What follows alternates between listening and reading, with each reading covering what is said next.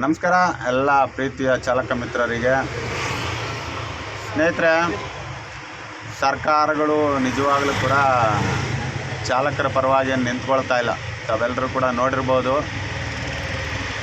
ಬರೀ ಕೋರ್ಟ್ನಲ್ಲಿ ಕೇಸ್ ಇದೆ ಅನ್ನೋ ಒಂದೇ ಒಂದು ಕಾರಣನ ಇಟ್ಟುಕೊಂಡು ನಮ್ಗಳನ್ನ ಬಕ್ರಾ ಮಾಡ್ತಾ ಇದ್ದಾರೆ. ಇದೇ ಸರ್ಕಾರಗಳು ಸಂವಿಧಾನದ ಬಗ್ಗೆ ಮಾತಾಡ್ತಾರೆ, ಕಾನೂನು ಬಗ್ಗೆ ಮಾತಾಡ್ತಾರೆ, ಕಾನೂನಿನ ಚೌಕಟ್ಟುಗಳ ಬಗ್ಗೆ ಮಾತಾಡ್ತಾರೆ. ನಾವು ಕೂಡ ಕಾನೂನಾತ್ಮಕವಾಗಿಯೇ ಅಲ್ವಾ ಪ್ರಶ್ನೆ ಮಾಡ್ತಾ ಇರೋದು ಸರ್ಕಾರಗಳನ್ನು. ದುಡಿದು ತಿನ್ನುವಂತಹ ವ್ಯಕ್ತಿಗಳಿಗೆ ಯಾಕಿಷ್ಟು ತೊಂದರೆ? ಉದ್ಯೋಗವನ್ನು ಸೃಷ್ಟಿ ಮಾಡೋಕ್ಕೆ ಯೋಗ್ಯತೆ ಇಲ್ಲದ ಮೇಲೆ ಸರ್ಕಾರಗಳು ಯಾಕೆ ಇಷ್ಟೊಂದು ಜನವನ್ನು ಬೆಂಗಳೂರಿಗೆ ತುಂಬ್ಕೋಬೇಕು? ತುಂಬ್ಕೊಂಡ್ಮೇಲೆ ಉದ್ಯೋಗವನ್ನು ಸೃಷ್ಟಿ ಮಾಡುವಂತಹ ಯೋಗ್ಯತೆಗಳಿದ್ದರೆ ಮಾತ್ರ ಸರ್ಕಾರಗಳು ಇಷ್ಟೊಂದನ್ನು ತುಳ್ಕೋಬೇಕು. ನಮ್ಮ ಆತ್ಮೀಯ ಸ್ನೇಹಿತರಾದಂಥ ವರದರಾಜು ಅವರಿದ್ದಾರೆ. ಅವರು ಕೂಡ ಬೆಳಗ್ಗೆ ಬಂದೆ ಅಂತಂದರು ಡ್ಯೂಟಿಗೆ. ಅವ್ರ ಬಾಯಲ್ಲೇ ಕೇಳೋಣ, ಬೆಳಗ್ಗೆ ಬಂದು ಎಷ್ಟನ್ನು ಸಂಪಾದನೆ ಮಾಡಿದ್ದಾರೆ ಅಂತೇಳಿ.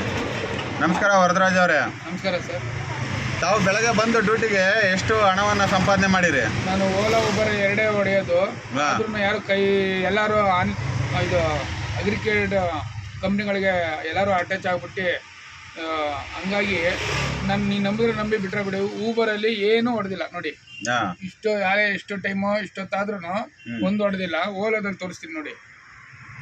ಅಷ್ಟು ಮಾಡಿದೆ. ನಾನು 2,500 ಮಾಡ್ತೀನಿ, 3,000 ಮಾಡ್ತೀನಿ ಅಂತೀರಾ? ಇಲ್ಲಿ ನೋಡಿ, ನಾನು ಬರೀ 155 ರೂಪಾಯಿ ಹೊಡೆದಿದ್ದೀನಿ. ಗ್ಯಾಸೇ ಹಾಕ್ಸೋಣ, ಇಲ್ಲ ಊಟನೇ ಮಾಡೋಣ, ಇಲ್ಲ ಮನೆಗೆ ನೋಡೋಣ, ಇಲ್ಲ ಗ್ರೀಸ್ ತುಂಬಿಸ್ಬೇಕು, ಗ್ರೀಸೇ ತುಂಬಿಸೋಣ. ಈಗ ಹಂಗೆ ನೋಡಿಕೊಂಡ್ರೆ ಆಟೋ ಚಾಲಕರುಗಳ ಮೇಲೇ ಭಾರಿ ತೊಂದರೆ ಇದೆ. ಯಾಕೆಂದರೆ ಕರ್ದಲ್ಲಿಗೆ ಬರಲ್ಲ ಅಂತ ಹೇಳ್ತಾರೆ. ಇದ್ರ ಬಗ್ಗೆ ತಮ್ಮ ಅನಿಸಿಕೆ ಏನು ಹೇಳ್ತೀರಾ? ಸರ್, ಹೇಳೋಕ್ಕೆ 10 ಜನ ಒಬ್ಬರು ಬರಲ್ಲ ಅಂದ್ರೆ ಇನ್ನೊಬ್ರು ಬಂದೇ ಬರೋಕ್ಕೆ ರೆಡಿ ಇರ್ತಾರೆ. ಹೌದು, ಅವರು ಸುಮ್ಮನೆ 10 ಜನದಲ್ಲಿ ಒಬ್ಬ ಕಳ್ಳ ಇದ್ದೇ ಇರ್ತಾರೆ. ಸರಿನಾ? ಇವತ್ತು ಹಳ್ಳಿಯಿಂದ ಬಂದಿರೋರು ಅವರ ಹಳ್ಳಿಯಿಂದ ಬಂದಿರೋದು ಹೆಂಗೆ ಜೀವನ ಒಂದು ರೂಪಿಸ್ಕೊಳ್ಳೋಕ್ಕೆ. ಹೌದು, ಹಂಗಾಗಿ ನಾವು ವಲಸೆನೆ ಬಂದಿರೋದು. ಸರಿನಾ? ಇಲ್ಲೇ ಹುಟ್ಟಿ ಇಲ್ಲೇ ಬೆಳೆದಾದ್ರು ಊರು ಬಂದಿರೋದು ಹೆಂಗೆ ಜೀವನ ಕಟ್ಕೊಳ್ಳೋಕೆ, ಮಕ್ಳು ಮರಿನ ಓದ್ಸೋಕ್ಕೆ, ಬೆಳೆಸೋಕ್ಕೆ, ಒಂದು ಏನು ನಾವು ಎಲ್ಲ ಥರ ಬದುಕಬೇಕು, ಬಾಳ್ಬೇಕು ಅನ್ನೋ ಒಂದು ಮನೋಭಾವ ಇಟ್ಕೊಂಡು ಎಲ್ಲರೂ ಬೆಂಗಳೂರಿಗೆ ಬಂದಿರ್ತಾರೆ. ಏನೇ ಅವರು ಕಡು ಬಡವರೇನೆ ಒಂದು ಅವರಷ್ಟಕ್ಕೆ ಅವರೇ ಒಂದು ವೃತ್ತಿಯನ್ನು ಸೃಷ್ಟಿಸಿಕೊಂಡಿರೋದು, ಒಂದು ಆಟೋ ಡಿಪಾರ್ಟ್ಮೆಂಟ್ ಅನ್ನ. ಸರಿನಾ? ಯಾರು ಹೇಳಿ ಕೇಳಿ ಇದು ಮಾಡೋರಲ್ಲ. ಮತ್ತು ನಾವು ಆಟೋ ತೊಗೊಬೇಕಾದ್ರೆ ಬಾಡಿಗೆ ಆಟೋವನ್ನು ಓಡಿಸಿದ್ದೀವಿ. ಮತ್ತು ಓನಾಗಿ ಏನಾರು ಮಾಡಿಸ್ಕೊಬೇಕಂದ್ರೆ ಅವಲ್ಲಿ ಬೇರೆಯವ್ರ ಹತ್ರ 110 ರೂಪಾಯಿ ಬಡ್ಡಿ ಇಸ್ಕೊಂಡ್ಬಂದು ಸಾಲ ಮಾಡಿ ಒಬ್ಬರ ಹತ್ರ ಇಸ್ಕೊಂಡ್ಬಂದು ಹಣ ಬಂದು ಒಂದು ಗಾಡಿಗೆ ಬಂಡವಾಳ ಹಾಕ್ಬಿಟ್ಟು ಇವತ್ತು ಜೀವನ ಮಾಡೋಕ್ಕೆ ಅವ್ರಿಗೆ ಬಡ್ಡಿ ಕಟ್ಟೋದ, ಮನೆ ಬಾಡಿಗೆ ಕಟ್ಟೋದ, ಮಕ್ಕಳು ಓದಿಸೋದ.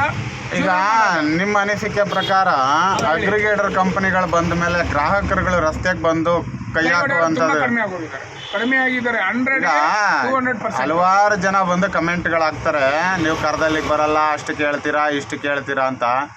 ಅವ್ರಗಳಿಗೆ ನಾನೊಂದು ವಿಚಾರನ ಸ್ಪಷ್ಟಪಡಿಸ್ತೀನಿ ಸರ್. ನೀವು ಇದೇ ಕರ್ನಾಟಕ ಹೈಕೋರ್ಟ್ನಲ್ಲಿ ಅವ್ರು ಹಾಕಿರ್ತಕ್ಕಂಥ ಕೇಸ್ ಇದೆ, ಅಲ್ಲಿ ಹೋಗಿ ಕೇಸನ್ನು ತೆಗೆದು ಫಸ್ಟ್ ಸ್ಟಡಿ ಮಾಡಿ.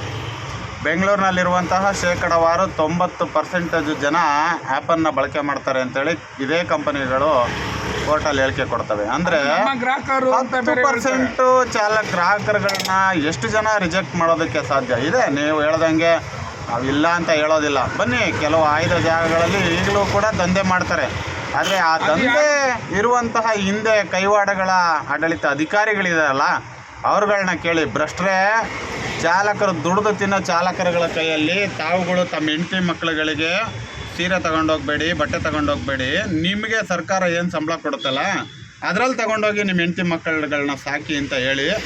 ಆಗ ಈ ವ್ಯವಸ್ಥೆ ಬದಲಾವಣೆ ಆಗುತ್ತೆ. ನೀವು ಹೇಳೋದನ್ನು ಒಪ್ಕೊಳ್ತೀವಿ. ಹೊರಗಡೆಯಿಂದ ಬರ್ತಾರೆ, ಮೆಜೆಸ್ಟಿಕ್ಕಿಗೆ ಬರ್ತಾರೆ, ಅಲ್ಲಿಗೆ ಬಂದಂಥ ಸಂದರ್ಭಗಳಲ್ಲಿ ಆಗುವಂತಹ ತೊಂದರೆಗಳು ತುಂಬ ಇದೆ. ಆದರೆ ಅದನ್ನೇ ದೊಡ್ಡ ಮಟ್ಟಕ್ಕೆ ಬಿಂಬಿಸ್ತಕ್ಕಂಥದ್ದು ಸರಿಯಲ್ಲ. ವ್ಯವಸ್ಥೆನ ಸರಿಪಡಿಸೋದಕ್ಕೆ ಏನೆಲ್ಲ ಬೇಕೋ ಅದನ್ನು ನಾವು ಸರಿಪಡಿಸ್ಕೋಬೇಕಾಗತ್ತೆ. ಧನ್ಯವಾದ.